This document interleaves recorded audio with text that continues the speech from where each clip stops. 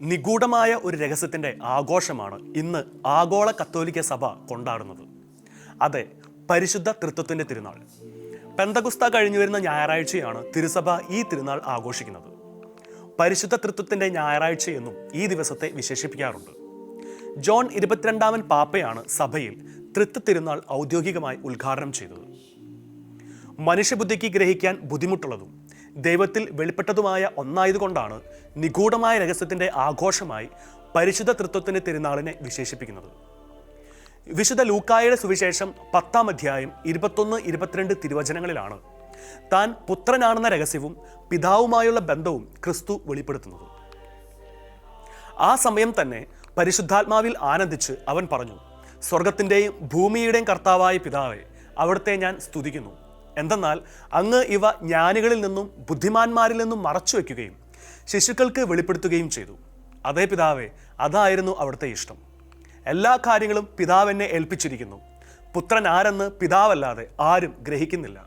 പിതാവാരെന്ന് പുത്രനും, പുത്രൻ ആർക്ക് വെളിപ്പെടുത്താൻ ആഗ്രഹിക്കുന്നുവോ അവനുമല്ലാതെ മറ്റാരും ഗ്രഹിക്കുന്നില്ല. പ്രധാനമായും 4 കാര്യങ്ങളാണ് ഈ തിരുനാൾ നമ്മെ ഓർമ്മിപ്പിക്കുന്നത്. ഏകദൈവവും അവിടുന്നിൽ 3 വ്യക്തികളുമെന്ന ദൈവിക രഹസ്യമാണ് അതിലൊന്ന്.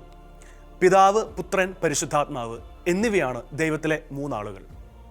ഒരൊറ്റ ദൈവമായി പരസ്പരം ബന്ധപ്പെട്ട് ജീവിക്കുന്നതിലൂടെ തൃത്വത്തിൻ്റെ ഐക്യം ഇവിടെ വെളിവാക്കപ്പെടുന്നു. പരസ്പരം വേർപ്പെടുത്തുവാൻ കഴിയാത്ത 3 ആളുകളാണ് പിതാവും പുത്രനും പരിശുദ്ധാത്മാവും. അതുപോലെ ഈ 3 ദൈവിക വ്യക്തിത്വങ്ങളുടെ സാന്നിധ്യത്താൽ നാം ദൈവസ്നേഹവും അഭിഷേകവും നിറഞ്ഞവരായി മാറുന്നു. പരിശുദ്ധാത്മാവിൻ്റെ പ്രാധാന്യമാണ് തിരുനാൾ എടുത്തു കാട്ടുന്ന 2ാമത്തെ കാര്യം. പെന്തക്കുസ്ത ദിവസം പരിശുദ്ധാത്മാവിനെ വർഷിക്കുന്നതോടെ ക്രിസ്തുവിൻ്റെ പെസഹ പൂർത്തിയാവുകയും പരിശുദ്ധാത്മാവിനെ ഒരു ദൈവിക വ്യക്തി എന്ന നിലയിൽ വെളിപ്പെടുത്തുകയും നൽകുകയും പകർന്നു കൊടുക്കുകയും ചെയ്തു. ആ ദിവസമാണ് പരിശുദ്ധ തൃത്വം പൂർണ്ണമായും വെളിപ്പെട്ടത്. സ്നേഹവും ഐക്യവും പങ്കുവയ്ക്കലും എത്രത്തോളം പ്രധാനപ്പെട്ടതാണെന്നും തൃത്വ തിരുനാൾ ഓർമ്മിപ്പിക്കുന്നു.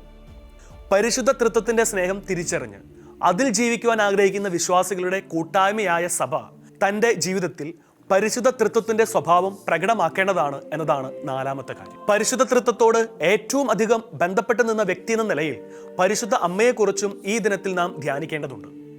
പിതാവിൻ്റെ ഹിതത്തിന് സ്വയം വിട്ടുകൊടുത്തവളും പുത്രന് പിറക്കുവാൻ ഉദരം വിട്ടു നൽകിയവളും പരിശുദ്ധാത്മാവിനാൽ നിറഞ്ഞവളുമായിരുന്നുവല്ലോ പരിശുദ്ധ അമ്മ. പരിശുദ്ധ തൃത്വത്തെ പ്രഘോഷിക്കേണ്ടത് വാക്കുകളേക്കാൾ ഉപരി പ്രവൃത്തി കൊണ്ടാണെന്നാണ് ഫ്രാൻസിസ് മാർപ്പാപ്പയുടെ വാക്കുകൾ. പരിശുദ്ധ തൃത്വത്തിൻ്റെ പ്രാധാന്യം ഓരോ വിശ്വാസിയെയും ഓർമ്മിപ്പിക്കുന്ന ദിവസമാണ് തൃത്വത്തിൻ്റെ തിരുനാൾ. എല്ലാവരെയും എല്ലാറ്റിനെയും അതിശയിപ്പിക്കുന്ന ഒന്നാണ് ദൈവത്തിൻ്റെ സ്നേഹമെന്ന് തിരിച്ചറിയുന്ന ദിവസം. നമ്മുടെ ഓരോ ദിവസവും ആരംഭിക്കുന്നതും അവസാനിക്കുന്നതും ത്രിയേക ദൈവത്തിലുള്ള വിശ്വാസം ഏറ്റുപറഞ്ഞുകൊണ്ടാണ് എന്നത് ഓർമ്മിക്കുന്നതും നന്നായിരിക്കും. ആ ഓർമ്മയിൽ നമുക്ക് ഒരിക്കൽ കൂടി ആ പ്രാർത്ഥന ചൊല്ലാം. പിതാവിനും പുത്രനും പരിശുദ്ധാത്മാവിനും സ്തുതി.